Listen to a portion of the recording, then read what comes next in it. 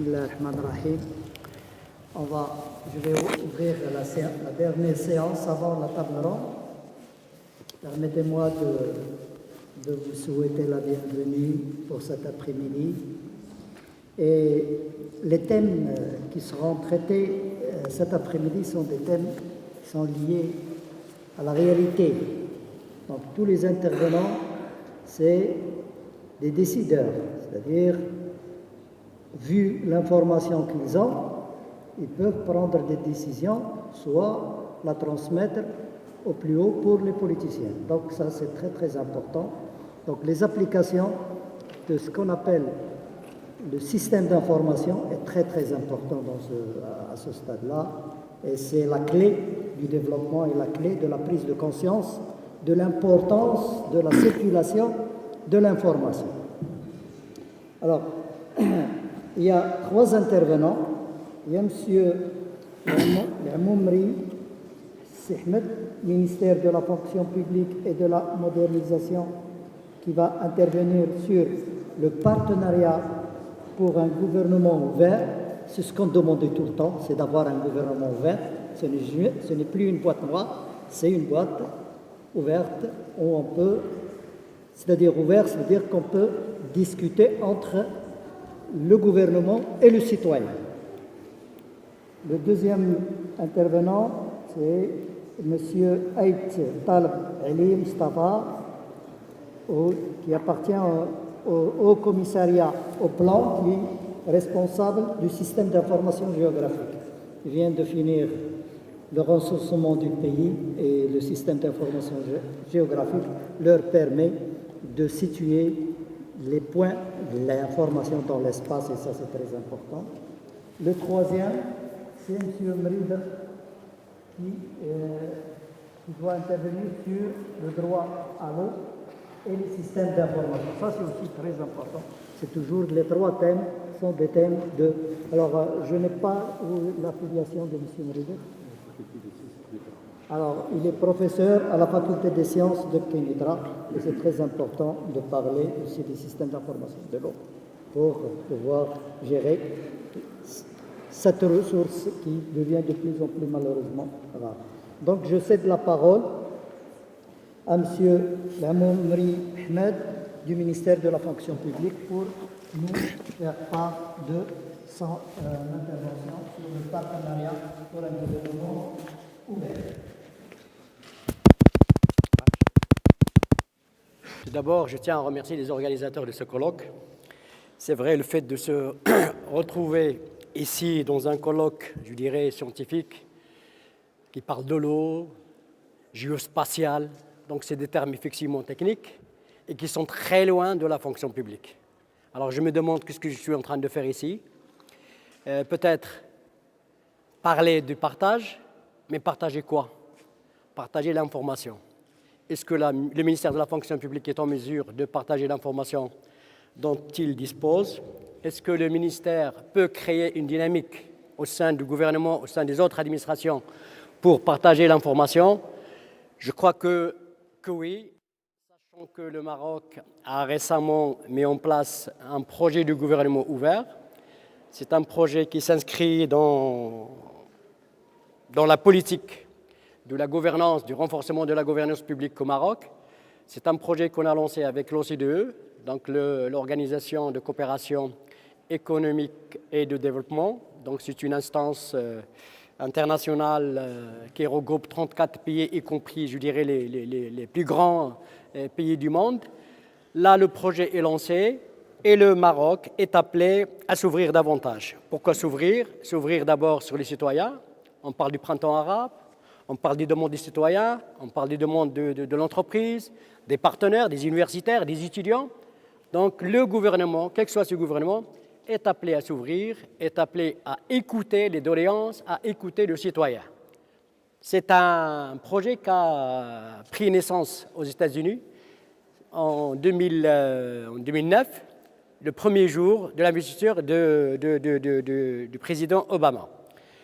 Et Obama a lancé, le premier jour de sa présidence, il a demandé à son administration de s'ouvrir, de partager, de faire participer, de collaborer avec les citoyens et de prendre compte des doléances et des attentes des citoyens. Cette première, je dirais, recommandation d'Obama a été généralisée à l'ensemble de, je dirais, de pays de la région, mais également elle a été traduite en une déclaration, ce qu'on appelle la déclaration de l'OGP, la déclaration de l'Open Government.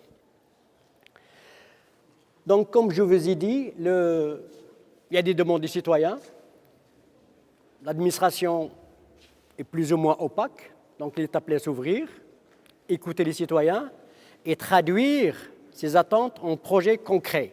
C'est-à-dire que les lois que le Maroc est en train de préparer doivent répondre aux attentes et aux besoins du citoyen. C'est un nouveau système basé sur 3 grands principes. Le principe de la transparence, de la participation, de la collaboration, que ce soit avec les partenaires, que ce soit avec les citoyens. Donc c'est un projet de société. On est tous concernés, qu'on soit élus politiques, qu'on soit gouvernement, qu'on soit étudiant, qu'on soit universitaire, qu'on soit parti politique, qu'on soit entreprise. Donc c'est notre projet à nous. On doit tous participer à l'ouverture du gouvernement. Il y a plusieurs mécanismes, il y a des instruments qui sont là, notamment les technologies de l'information. Si on a des réseaux sociaux, c'est ces réseaux sociaux qui ont poussé les gouvernements à s'ouvrir. Qu'on le veuille ou pas, donc on n'a pas d'autre choix que de s'ouvrir, que d'écouter l'autre, que de répondre à ses besoins.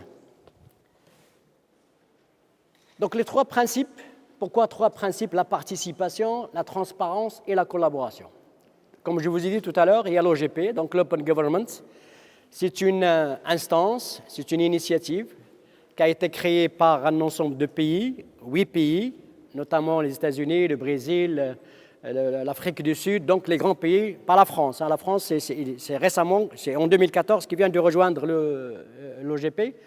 Donc c'est un club qui peut, je dirais, ou qui est appelé à examiner les pays pour qu'ils soient membres. Donc il y a un ensemble de critères, il y a 4 principaux critères, à savoir le critère de la transparence budgétaire, c'est-à-dire que les pays qui veulent adhérer à l'OGP doivent avoir un système transparent en matière de gestion budgétaire, c'est-à-dire que le système permet aux citoyens, permet aux partenaires de suivre l'état d'avancement des projets, côté budget bien sûr, par rapport au budget qui a été alloué.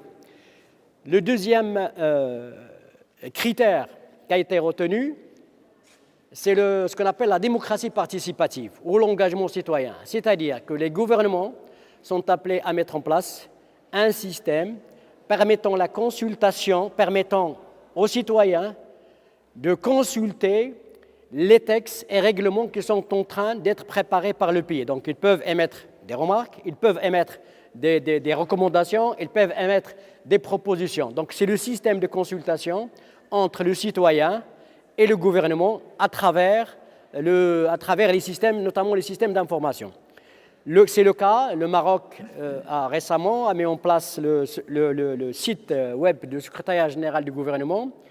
Actuellement, avant de soumettre un projet de loi au Parlement, avant que ça soit soumis même au Conseil du gouvernement, ces projets de loi sont mis dans le site du secrétariat général du gouvernement et on demande à l'ensemble des partenaires, à l'ensemble des citoyens, universitaires, étudiants ou autres, de réagir sur le projet de loi. Ça a été fait pour le texte sur le Code des marchés publics, ça a été fait pour la loi de l'instance centrale de prévention de la corruption, ça a été fait sur un ensemble de lois et textes. Donc les textes actuellement, avant leur soumission au Parlement, ils sont mis dans ce site pour essayer d'examiner et d'étudier l'ensemble des remarques qui peuvent être émises par les participants.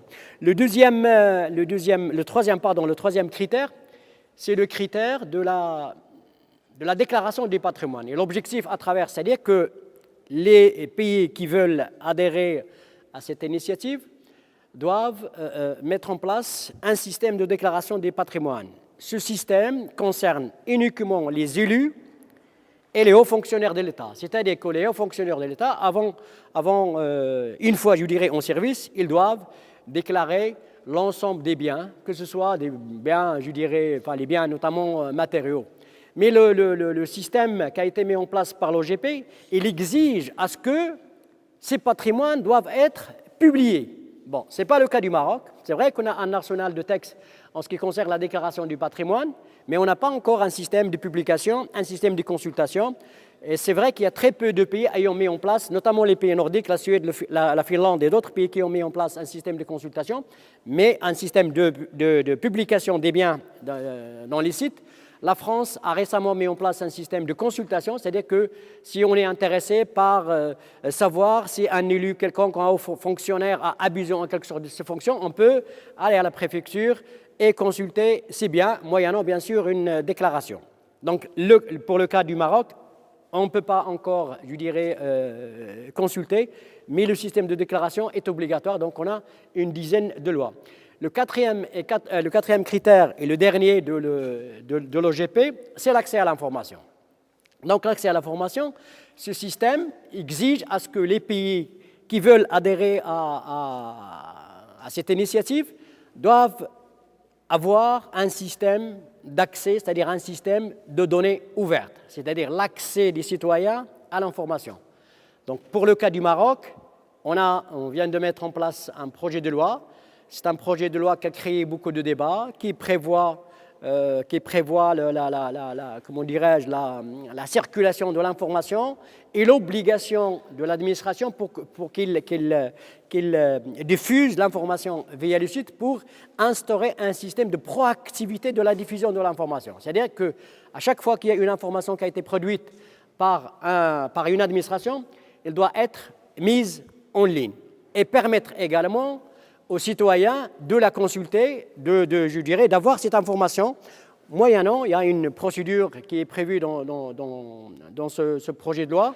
Le projet de loi prévoit également un correspondant, un point focal, un responsable de l'information qui est appelé, il est le seul à être, je dirais, et il est le seul à être habilité à fournir l'information pour les citoyens. Donc pour l'accès à l'information, l'idée, je dirais, de l'OGP repose sur ce partage de l'information entre administration et institutions de la gouvernance, mais également entre administration et secteur privé. Et le système derrière, je dirais, la politique d'accès à l'information, il pousse les pays à avoir des technologies, c'est-à-dire des systèmes de technologie de l'information qui permettent de créer des systèmes, je dirais, interopérabilité entre des différents systèmes. Là, actuellement, le Maroc a mis en place un site web, c'est l'Open Data. Et l'objectif, c'est l'Open Data, qui est actuellement géré par le ministère de Technologie et de l'Information, ministère du Commerce et de l'Industrie et de Technologie de l'Information.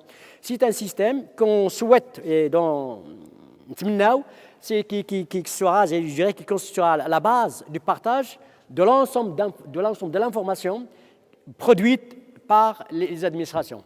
Il ne concernera pas seulement des informations qui sont produites, je dirais, en matière de ressources humaines, en matière de fonction publique, mais on veut que ça soit, je dirais, un système qui touche l'ensemble des aspects, que ce soit lié à l'eau, lié aux technologies de l'information, lié à l'aérospatiale. Donc, il faut quand même qu'on ait un système, je dirais, qui permet à l'ensemble des partenaires de se retrouver dans cette open data. Donc, le projet est lancé, il est ouvert, mais on peut dire qu'il n'est pas toujours alimenté par une information actualisée. L'objectif, c'est de mettre en place un système d'actualisation, un système proactif de l'information. Mais je crois que c'est le seul, moyen pour pousser les administrations à être, à faire partie prenante de cette open data, c'est la loi d'accès à l'information. Donc incessamment, la loi, il y a un débat actuellement avec la société civile autour de cette loi. Est-ce qu'elle répond ou elle ne répond pas? On l'a comparé aux différentes lois internationales. Je crois qu'il y a encore matière à faire, mais une fois la loi est soumise au Parlement, là on demande, à la société civile, à l'ensemble, il faut quand même qu'on fasse un lobbying pour que la loi réponde à un ensemble, de critères qui sont mis, des critères, qui devront être conformes aux critères et aux principes internationaux. Donc, pour notre projet actuellement, le Maroc a mis en place, il y a des systèmes d'information, mais ils sont toujours sous-utilisés de fait qu'il y a des difficultés d'interopérabilité entre les différents systèmes au niveau du Maroc. Mais parallèlement je dirais, à cette initiative, le Maroc est appelé à s'ouvrir davantage. C'est-à-dire qu'on a besoin d'un service public de qualité. Un service public de qualité doit répondre à un ensemble, je dirais, de critères également. Les critères, d'abord, c'est l'élaboration des projets, l'élaboration des programmes tenant compte des citoyens. Donc, il faut qu'on instaure le système de consultation entre administration et citoyens. Et quand je dis citoyens, soit via la société civile, soit directement. Donc, c'est des choses qui commencent à prendre forme, mais ne sont pas encore, je dirais, généralisées. Le deuxième critère, le deuxième principe qui devrait être respecté par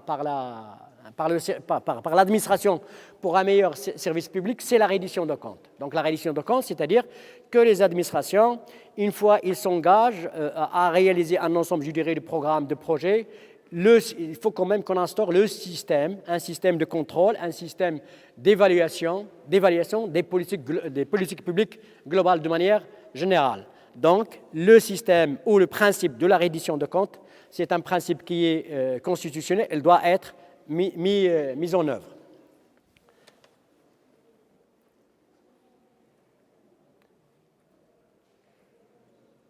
J'en ai parlé. Alors, c'est le cycle de l'Open Government Partnership. Donc, les 4 critères que je vous ai avancés tout à l'heure. Alors, pour le Maroc, où est-ce qu'on est? Alors là, actuellement, récemment, on vient de préparer un rapport qui donne l'état des lieux par rapport à ces 4 critères. Donc, les critères de la transparence budgétaire, le critère d'accès à l'information, le critère de la démocratie participative et le critère de la déclaration du patrimoine. Donc le rapport, il est dans sa phase finale. Et c'est un rapport qui a été préparé par des experts de l'OGP, par des experts des pays qui sont déjà membres de l'OGP, mais également par des experts de l'OCDE. Ce rapport fera l'objet d'une restitution le 23 janvier 2015. Donc, sur la base de ce rapport, le Maroc peut, prétendre bien sûr à une adhésion à l'OGP, mais il ne faut quand même, le système de l'OGP repose sur un système de notation. Donc, pour adhérer à l'OGP, il faut avoir 12 sur 16, le Maroc actuellement 11 sur 16, donc on attend l'adoption de la loi d'accès à l'information pour que le Maroc devienne membre. Actuellement, il y a 2 pays arabes qui sont membres de l'OGP, c'est la Tunisie qui vient de rejoindre le club le 14 janvier 2014, c'est le jour de la révolution, bon, c'est un choix qui a été fait bien sûr en concertation avec l'OGP, et la Jordanie qui faisait partie ou qui fait partie, je dirais, des premiers pays qui ont adhéré à l'OGP. Il y avait un appui politique de la Jordanie depuis des années, mais là, le Maroc, il prétend être je dirais, membre d'ici, j'espère d'ici avril 2014. Donc, on a les 12 points. Alors, pour le Maroc, donc c'est un projet, comme je vous disais tout à l'heure, c'est un projet de société, que ce soit le gouvernement d'un côté, la société civile de l'autre, et la société civile qui représente, je dirais, les citoyens, est appelé à présenter ce qu'on appelle un plan d'action, et ce plan d'action sera examiné par l'OGP, sera évalué également par les experts de l'OGP. Donc il y a un ensemble de projets qui commencent, je dirais, à avoir ou à prendre forme, notamment tout ce qui est, je dirais, utilisation des technologies de l'information en respectant le principe de l'opérabilité entre systèmes, les systèmes de l'open data, qui est, je dirais, un instrument qui facilite facilement l'échange d'informations entre les différents parties. Et il y a également la charte de service public qui arrête les droits et obligations, que ce soit du côté citoyen, côté administration. Il y a le système de consultation qui commence à prendre forme au niveau national, donc c'est la gouvernance publique de manière générale, mais actuellement on est en train de déployer également un système de gouvernance locale pour pouvoir, je dirais, également consulter, faire participer les citoyens au niveau régional. Il y a un projet de lutte contre la corruption, donc là actuellement on vient de préparer une stratégie qui sera présentée incessamment, une stratégie de lutte et de prévention de la corruption qui sera présentée incessamment au chef du gouvernement. Donc ce sont tous, je dirais, des projets qui sont des projets, je dirais, indispensables pour adhérer à l'OGP et pour faciliter davantage le partage d'informations entre citoyens, administrations et entre administrations entre elles. Et merci.